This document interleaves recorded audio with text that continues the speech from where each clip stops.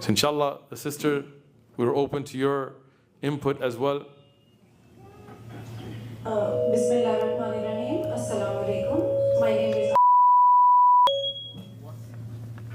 Okay, so as far knowledge of Islam is concerned, Sister, can you keep the mic a little bit further, or maybe hold it a little different? It's giving some.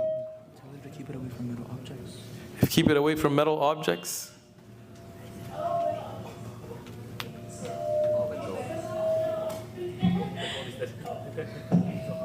is it better? Yes, that's better. Okay. So let me introduce myself a little so it will make more sense to you guys. My age is around 48 years old and I'm a professional woman for the last 25 years. In 1999, I started working in the outside world. I belong to a Muslim family, practicing Muslim family. I wear hijab, but I went outside for my education purpose. My dress is, I believe, as per Islamic, fully covered, blah, blah, blah, and all that. Only thing is I don't cover my face with hijab, but my every hair is covered. Okay? This is my intro basically. So the thing is, I don't know how the feminism is saying today, but I know how it evolved. Do you know why it started? The reason is I have seen a lot of women around me, they have no voice. Husbands say, I have honestly heard many people of my family, they were very respectable to their wives, but they say, oh, you are the women, you don't know what's happening outside. It's a frequent sentence saying to the women every day at home. And I was feeling, after 2-3 years, I realized my mom was right or my aunt was right. But my uncle never, or my father, they were nice men, they were not harsh. Even then, it was a general rule to say, oh, they are right. So, when I started working in a bank, I worked in a bank, and for years, I was thinking that I working get the gut better. It took years to realize professionally, I'm not saying different, whatever, but professionally, he might be good, he might be bad. Some men were ahead of me, some were behind of me. Yes, there are physical abilities when men are higher, but there are a lot of places I'm also higher. That should also be considered, first thing. Secondly, when I don't know what is feminism, but I realized my voice should be heard and should be given little value. Does it make sense? Honestly, when I was earning, then I realized my husband says, oh, what she's saying, that makes sense. If I'm not earning, doesn't make sense to anybody. Second thing, but the people point out, oh, women are going outside, that are being touched, they are taking something in the morning, 2 a.m. Last 25 years, I've been living with the women who are working even in back home Pakistan, even in Canada. Nobody ever touched me with a finger. Nobody ever tried to do any kind of wrong act. Yes, there was one person in my previous office. He tried to say me something wrong. And I was so brutal, I went to the high boss, said, how dare he try? He only said, oh, I'm going to take money out of your bag. Just for fun time, oh, you are not giving us blah, blah, blah thing, I will take money. And I went to my higher office and boss said, if you are not taking to say something to him, I'm going to take him. And he said, no, sister, calm down, we will take care of him. That person was moved out of the office. Within 2 days, he was higher than me. So women should have that power to understand that, and women have that power. So don't say whatever they are saying should not be working. Third thing, you said, oh, women are working, they should be contributing. For the last 25 years, whenever earning, with my happiness. My husband earns for the bread and butter. With my happiness, I'm contributing to my family. But when I can spend as much as I want, yes, I love that money. And I drive my rules from Khadijatul Kubra because he was a businesswoman. Holy Prophet, not in a single hadith said he cannot do a business. Secondly, I go to reference for Aisha Siddiqa Radhiyallahu anha. She was a teacher, she was a trainer to the Muslims, and you gave the example. So if I'm taking examples from the Muslim women, they were working, and if our respect is taken care of, that is my meaning of feminism. If my respect is taken care of, I should get working, that's it. My house is managed. I'm not saying nobody ever dared to slap me. Why my husband don't slap you? Should I tell you? Never ever. Go ahead. He knows if he will do it once, I will kick him and his kid in his home and I will go outside. How he disrespect me? You would do what? You would kick him and what? No, I will kick him inside his home and I will go outside because I can. Where? He was scared of the Okay. So your husband is afraid that you would leave him and he'll be like, fine. If you misbehave, no. Okay, I just don't I understand. have to be a reasonable person. Okay, good. Yeah. I'm not saying that he should be scared of me. But it did sound like it, sister, to be honest. For you half an hour, I don't know which people, professional women you're talking about. Okay, These are women who are respectable. I will tell you. Okay, sister. People are preaching that thing all the time. Don't Okay. work, don't work, don't work. I don't think any of us said don't work, sister. But let me ask you something, since you're so open and honest and you've given us so much detail. How many children do you have? 3 kids. MashaAllah. So when you work, where are the kids? Normally, me and my husband, when we were back home, then our grandparents take care of them. When I came to Canada, me and my husband works in alternate times. Like Okay. I work in the morning, he goes in the afternoons. When I reach home, he leaves for the office. So definitely we take care of the kids Okay. one after another. So- We have been taking care of kids both together. Always. So what about when you were young? Were your parents in the same kind of relationship? No, that time my mom was not educated. She was, Okay. she was a housewife. So she used to take care of you. Yeah. All right. And now when you have one parent pretty much there at one time, meaning if your husband works an 8-hour shift and you work an 8-hour shift, then basically your kids never see you together other than maybe on weekends? Yeah. But Do you think that's healthy? we are very comfortable. I understand. I'm just asking, do you think that's healthy? Do you think that when you were being raised, and let's say, for example, when your father worked, and then when he came home, you, your mother, and your father sat together every day, had dinner, discussed things. I'm just asking your opinion. Do you think that was a healthier lifestyle? You know, my husband is a very good friend of mine. MashaAllah, that's good. Yeah, so like we have a very good conversation. He understands what is my frame of mind, and we never had a problem that I want to say him something, and I have a problem with it. Even if I didn't ask that, sister. My question wasn't whether your husband and you are friendly or whether you can ask. My question is, do you think, and I'm just asking your opinion, that the lifestyle where when you were being raised and your mother was at home and your dad would come home and you would all sit together every day, probably have dinner together, have conversations, you, your mother, and your father, was a healthier lifestyle? Or in the way of your children, like as the way you're explaining, that basically all week they'll only see one parent at a time because one is working and one is home, right?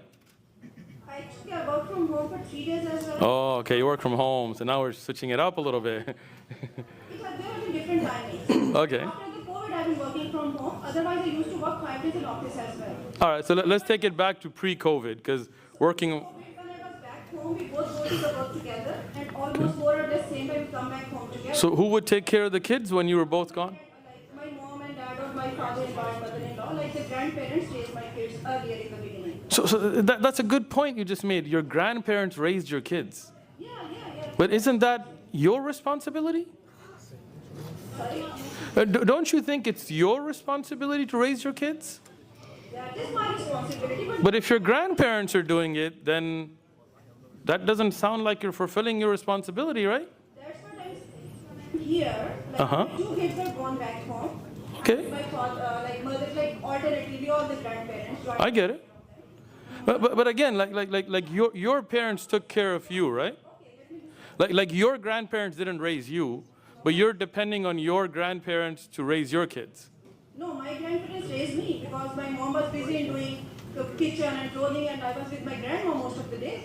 But your mother was there, right? Yeah, my mom was doing dishing. Okay, so And cooking and all. so there is a difference in the way you were raised and your kids are raised, right? Yeah. Okay. But the So, life is different. but of course, right. But do you think children don't need that relationship with their mother like you had anymore? You think times have changed? No, I think I have a better relationship because I'm more enlightened. I can have more conversation. You think you're more enlightened than your mother? I'm sure your mother would disagree. And I just want to be clear, sister. Just hold on, sister. Don't give your opinion and judgment without knowing my mom. I didn't say my opinion. I said I'm sure your mother would disagree. This is your opinion. And I Yes, I have a right to my opinion, sister. Yeah. Did I say you don't? Okay, good. Now, sister. without knowing her. Okay, sister. I'll let you finish speaking, and then if you don't mind not interrupting me. Okay, go ahead. She's finished. Okay. I do think that, and our sisters there could, I mean, it's up to them. I think it is insulting for you to say that a woman that doesn't go outside and work is less, she has less of a value to her opinion. I think, my opinion, again, I could be wrong, that I don't think you are more enlightened than your mother. Because your mother, she may have learned other things through her experiences in life. She doesn't have to go out and get a 9 to 5 to be enlightened. My grandmother was illiterate. She couldn't read or write. And she was married at 14. But she was one of the most intelligent and perceptive women I've ever met in my life. She knew wisdom better than I have met people with PhDs. So I don't think it's a fair assessment to say that women that stay home are less enlightened than women that go outside the house, right? Having said that, not every situation is the same. If you can work within your Islamic boundaries, as you have mentioned in your hijab and your abaya, and you go and work with Islamic etiquettes, great, I don't have an issue with that. Regarding parents being home with children, and you're well educated, you can go and research. There is a psychological need for children to be with their parents, especially their mothers, more than even their fathers. And when you have that missing base human psychology, there is an effect on children.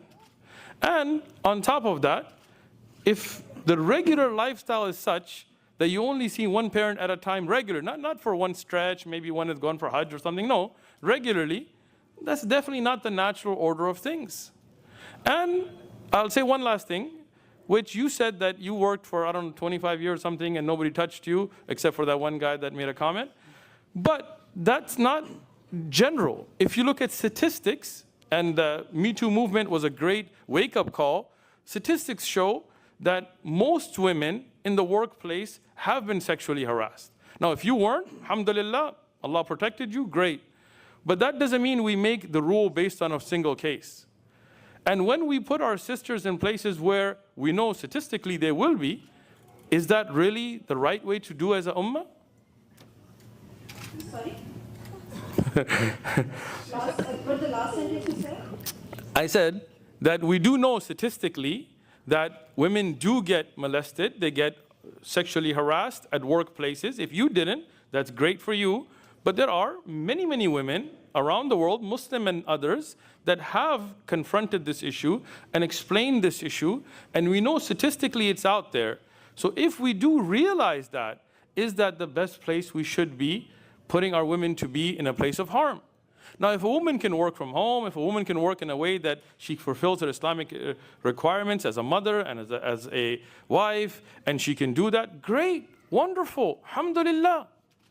And just to be clear, sister, Khadija radiallahu anha didn't go out with caravans and trade. Like, this is a misconception that people make.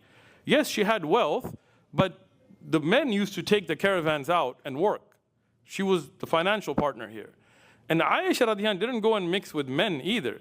She did teach, but from the proper Islamic hijab.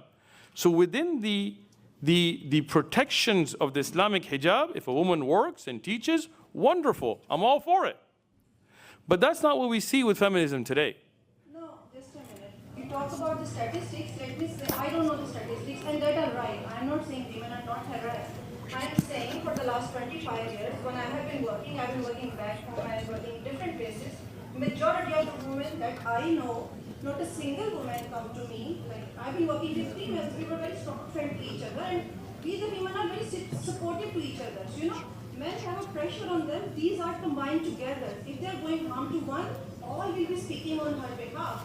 So not a single woman, as for my knowledge, came to me and said, oh, my boss is trying to this. Yes, I have heard the news of somebody far away doing this kind of thing, but majority of the women I'm living with, working with. Sister. Ethical, what to say, sexual assault kind of things. Majority. But again, sister, you're one person, and you're talking about how many women, maybe 30, 20 that you know, that work with you. We're talking about 8 billion people in the world. We don't base discussions on one person's experiences. You do agree that women are harassed. Okay, so that's what we're talking about, not your personal experience. But I'm saying, based on that, just don't say women should not be working. But who said that? No, sister, who said that? In the first example, you said, oh, if women are working, they have to go 2 a.m. in the morning. So that just stayed in my mind. That was the first thing about the women working. I think you misunderstood what I said. That's fine. And I didn't say that women have to go to work at 2 a.m. in the morning.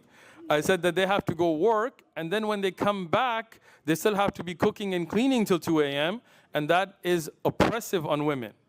That's what I was saying. Now there are so many tools to help you do all the things. So life is a life, not only. Women can work, they can manage. Sis. Cleaning everything. Thank you. Okay. Assalamu alaikum, sister. Can you still hear me? Shiva. Okay. Bismillah.